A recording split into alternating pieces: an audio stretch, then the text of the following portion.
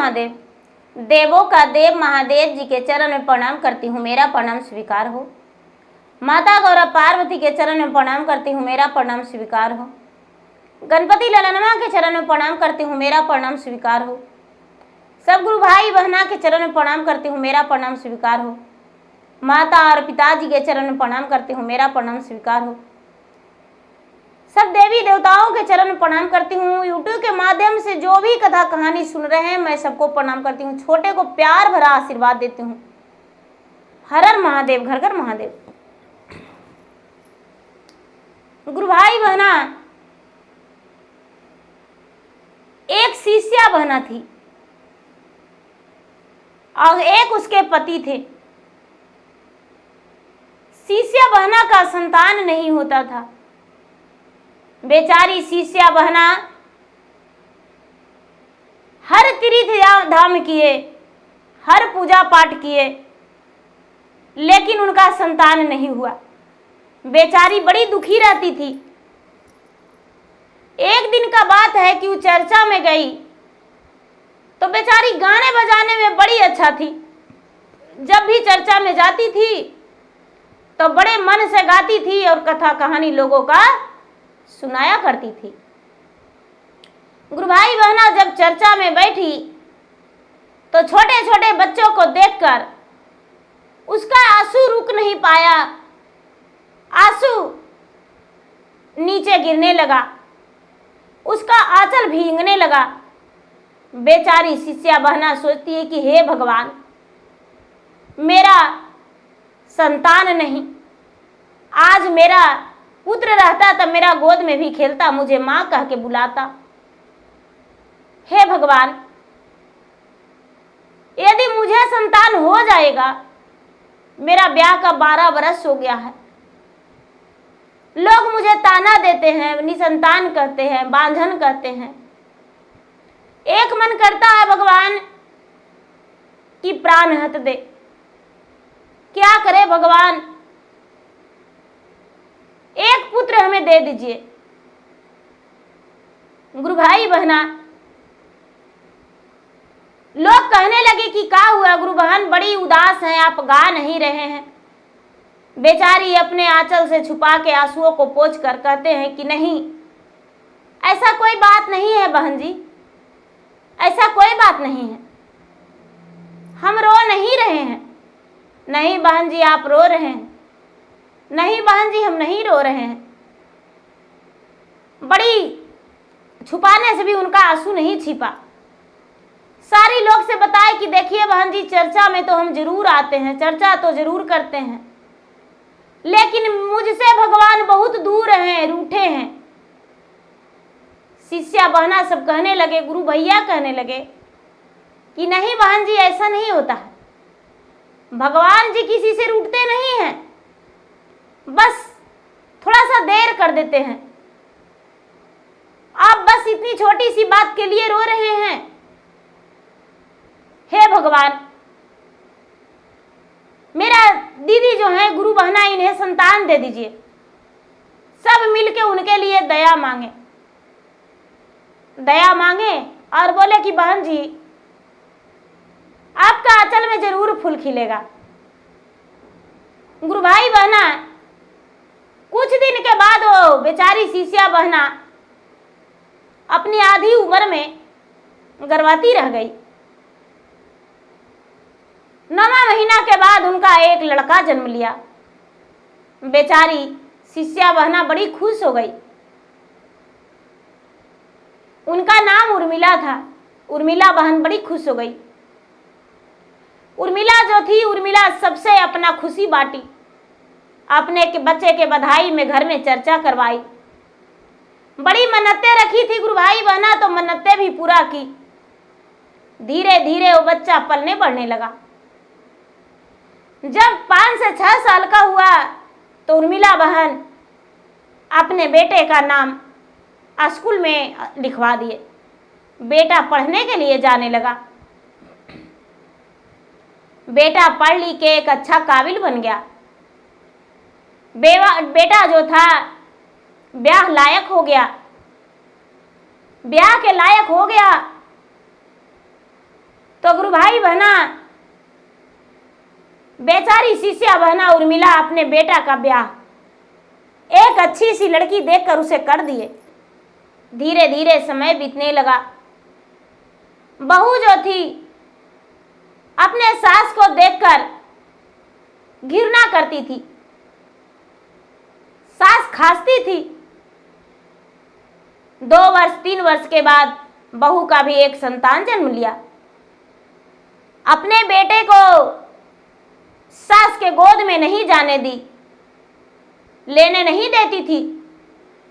अपना पति से कहती है कि स्वामीनाथ, आपका माँ जो है खांसती है, आपका माँ का बीमारी है, मेरा बेटा का बीमारी हो जाएगा।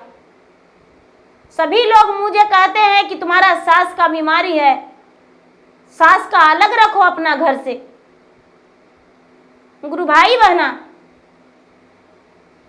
उसका बेटा भी सुन लिया अपने पत्नी को बात और घर से दूर एक झोपड़ी बना दिया और एक झोपड़ी बना के माँ के उसी में छोड़ दिया।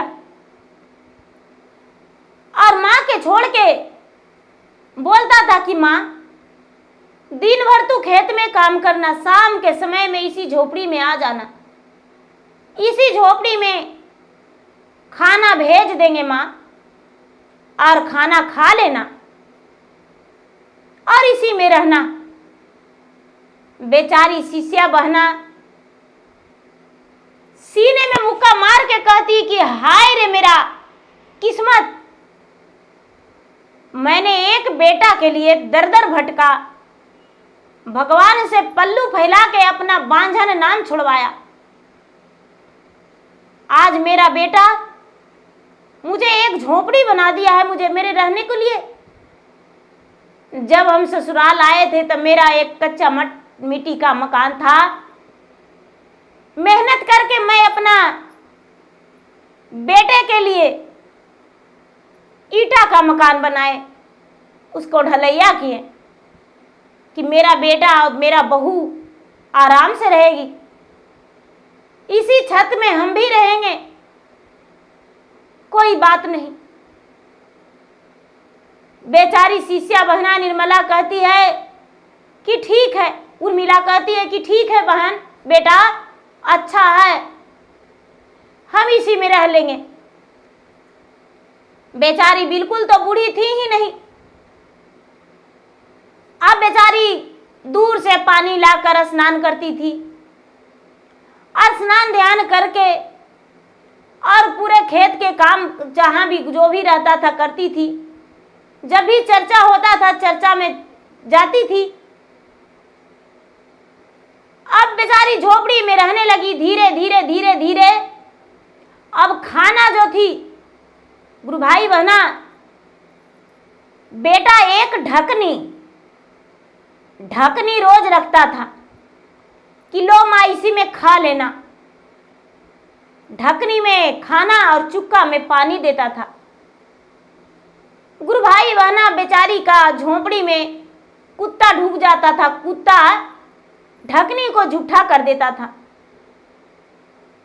बेचारी उर्मिला अपने बेटा से कहती थी कि बेटा, ढकनिया कुतवा जुठा दिया है बेटा, दूसरा ढकनी ले ले आना। ठीक है माँ। गुरु भाई बहना, बहुत सारा ढकनी उसका झोपड़ी में जमा हो गया। अब बहू जो है कहती है कि माँ के लिए रोज रोज नया ढकनी आएगा, 1 महीना एक ढकनी में खाएगी, 12 ढकनी 12 महीना के लिए उसको दे रहे हैं। बेचारी क्या करती उर्मिला, ढकनी को कपड़ा में लपेट के रख दिया करती थी गुरु भाई बहना। और जब बेटा खाना लेके आता था तो रोटी रहता था तो हाथ पर ले लेती थी और साग सब्जी वही ढकनी में खा के धो के उसको रख देती थी। अब वो बेचारी कम से कम 10 बरस से रह रही थी। ये जो बहू थी, बहू को एक बेटा था, बेटा बड़ा होने लगा, स्कूल जाने लगा। जब स्कूल जाने लगा तो ये जो बेचारी बूढ़ी माँ थी, अपना झोपड़ी में प्रतिदिन प्रातःकाली गाती थी, प्रतिदिन भगवान के भजन करती थी। ये बच्चा को पता नहीं था कि मेरा दादी है, लेकिन छोटे छोटे बच्चे के साथ वो उसके पास चल जाता था। बेचारी जो दादी थी अपना पोता को पहचानती थी, पोता नहीं पहचानता था। पोता को कभी उसके माँ ने बताई ही नहीं थी। छोटे छोटे बच्चे उससे बोले कि अरे जिसके पास तू कथा कहानी सुनने जाता है वो तुम्हारा दादी है। अरे मेरा दादी तो मर गई, हमको माँ ने बताई कि तुम्हारा दादी तारे बन गए हैं, आकाश में जो तारा है वही तारा बन के तुम्हारा दादी तुम्हें देखते हैं, मेरा दादी नहीं हो सकती है। छोटे छोटे बच्चे, हारे बुद्धू वो तुम्हारा दादी है, तुम्हें पता क्या है वो तुम्हारा दादी है, ऐसा बात। हाँ गुरु भाई बहना, ये जो लड़का था प्रतिदिन अपने दादी के पास जाने लगा और दादी के पास जाके और प्रतिदिन दादी को सेवा करता था, पाँव दबाता था। जो भी इसको माँ देती थी खाने के लिए अपने दादी को दे दिया करता था, दादी को खिलाता था। माँ को पता नहीं था कि मेरा बेटा स्कूल से जाता है तो सीधे दादी के पास जाता है। धीरे धीरे समय बीतने लगा, बेचारी उर्मिला बहन वृद्ध हो गई। वृद्ध हो जाने के बाद ये उर्मिला बहन का मृत्यु हो गया। उनके पति जो थे पहले ही इस दुनिया से चल बसे थे, बेचारी विधवा थी। सारे लोग कहने लगे कि भाई सारा दिन तो कम से कम 15-16 साल ही झोपड़ी में बिताई, तो आज तो इसका डेट हो गया है, तो अंतिम क्रिया कर्मठ के लिए इसका घर ले जाया जाए और घर से ही विदा किया जाए। तो पोतवा कहता है नहीं माता नहीं, हमको दादी को घर मत ले जाना। दादी को टीवी था, दादी को दम्मा था, दादी को खांसी था, हमको हो जाएगा तुम्हें भी हो जाएगा ना। लोग गांव वाले ऐसा उसे बता दिए थे। बेटा तो बच्चा था नहीं, हल्का हल्का एक बार खांसने लगी। हर बीमारी किसी को भी कुछ ना कुछ होता है, किसी का पेट दर्द, किसी का सर दर्द, किसी का बुखार, किसी का खांसी। तो बेचारी हल्का सा एक दिन खांसी और बहू घर से निकाल दी। बेटा कहता है कि माँ कहती है कि अरे ऐसे दादी को आज भी घर नहीं ले जाएंगे। दादी कहते थे कि हम बहुत बड़े पुजारी हैं, तुम लोग मांसाहारी हो, घर में मांस मजीरा बनाते हो तो हम झोपड़ी में रहेंगे, इसीलिए दादी झोपड़ी में रहते थे। हाँ माँ, दादी झोपड़ी में रहती थी, सत्य है। जब झोपड़ी को लोग साफ सफाई करने लगे गुरु भाई बहना, तो ढकनी कई बोड़ा निकला। ढकनी बोड़ा में सरिया के बेचारी बूढ़ी माँ रख दिया करती थी।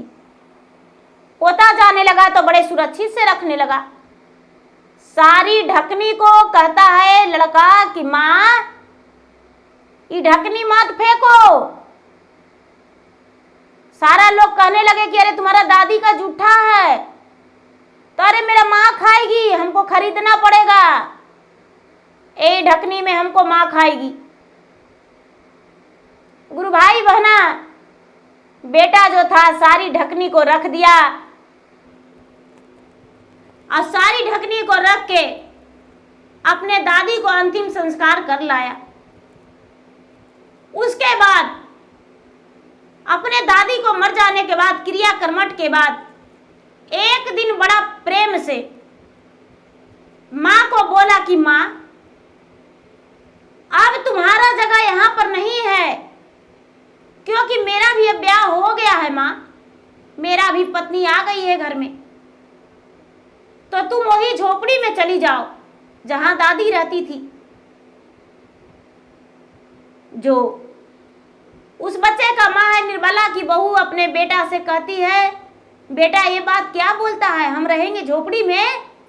हाँ माँ, झोपड़ी में तुम रहेगी, क्यों नहीं? जब मेरा दादी रह सकती है तो क्यों नहीं? अपने माँ को हाथ पकड़ के खींच के ले जाके झोपड़ी में बैठा दिया और बोला कि माँ अब रहो झोपड़ी में। एक रात छोड़ दिया, एक रात छोड़ दिया। दूसरा दिन माँ कहती है कि बेटा मुझे बड़ी मच्छर काटता है, बेटा डर लगता है, सियार भूखता है, कुत्ता आता है रात के, बेटा बेटा मुझे बचा लो, मुझसे गलती हो गया बेटा, हम नहीं रह सकते हैं झोपड़ी में बेटा। तुम्हारे पिताजी मुझे पिटाई करते हैं कि तू जैसा करने की है वैसा पा रही हो, बेटा मुझसे गलती हो गया। बेटा कहता है माँ आखिर मेरा दादी भी तो माफी मांगी होगी, तुम्हारे साथ गिड़गिड़ाई होगी, उसको भी तो मच्छर काटता होगा, उसे भी तो कुत्ता से डर लगता होगा, सियार भुगता होगा, बारिश आता होगा, लेकिन मेरा दादी झोपड़ी में रही। ठीक है चलो, जो तूने किया है तुम्हारे साथ नहीं करेंगे, बस तुम्हें सबक सिखाने के लिए हम एक रात छोड़े। गुरु भाई बहना, बेटा अपने माँ को घर ले आया और बोला कि माँ कभी किसी के बारे में गलत मत सोचना, जैसा तू मेरे दादी के साथ किया वैसा कभी किसी के साथ मत करना, अच्छे से रहना। ये तुम्हारा बहू है और तू इसको सास है, तू भी उसका बहू थी, तुम्हारा वो सास थी, लेकिन तूने उसके साथ गलत किया। माँ ने अपने बेटे के सामने सर झुकाते हुए, आंखों से आंसू टपकाते हुए बोली, बेटा अब ऐसा नहीं करेंगे। बेटा कहता है माँ मेरा दादी जो थी भगवान के भक्त थी, भगवान उसके साथ रहते थे, लोग उसके पास 4, 5, 10 रोज बैठते थे उसका कथा कहानी सुनने के लिए। तू देखी कहाँ कि मेरा दादी कैसे रहती है, तुम्हें पता क्या था? तुम तो एक दिन ताकने नहीं गई, लेकिन हमको दादी अकेले नहीं रहती थी, लोग उसके पास बैठते थे, तुम्हारे पास तो कोई आते भी नहीं है। तो गुरु भाई बहना, ये नहीं कि सास बुढ़ा हो गई तो उसे घर से निकाल दे, नहीं, माँ तो माँ होती है। जैसे हम बेटे पे अपना प्यार लुटा रहे हैं, एक दिन वो भी तो अपना प्यार लुटाई बेटे पे, तो उसे घर से कैसे निकाल देंगे? तो गुरु भाई बहना, मेरा वीडियो अच्छा लगे तो मेरा वीडियो को लाइक करें, शेयर करें, चैनल पर यदि नए हैं तो चैनल का सब्सक्राइब करें, बेल आइकन घंटी को दबाएं, जो कि मेरा वीडियो का नोटिफिकेशन सबसे पहले आपके पास जाए, आप मेरा वीडियो का सुन सके और देख सके और लाभ उठाए। धन्यवाद। हर हर महादेव, घर घर महादेव।